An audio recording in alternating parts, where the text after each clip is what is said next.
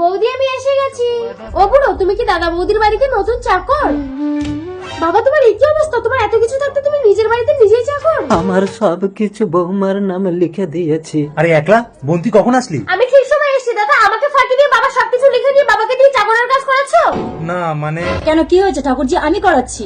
বৌদি তুমি না একজন স্কুল টিচার? হ্যাঁ তো, বুড়ো বসে বসে না খেয়ে কাজ করলে শরীর মন দুটোই ভালো থাকবে। দাদা তুই বৌদিকে কিছু বলছিস না কেন? মিষ্টি চুপ করো না। মুখের ওপর কথা বললে না, বাপ বেটা দুজনকে ঘর ধাক্কা দিয়ে বের করে দেবো। বৌদি কার ঘর থেকে কে বেরোবে তুমি একটু পরেই বুঝতে পারবে। এই তোমার বোনকে বলো এখান থেকে চলে যেতে। হ্যালো মানবাধিকার কমিশন। বৌমা, এ বাড়িতে আমার মেয়ের অধিকার আছে। অধিকার? তবে রে বুড়ো। আর তুমি ভিডিওটা করে কি প্রমাণ করতে চাইছো? এক্ষুনি ভিডিওটা ডিলিট করো। কোনো লাভ হবে না বৌদি, ভিডিওটা মানবাধিকার কমিশনের কাছে পৌঁছে গেছে।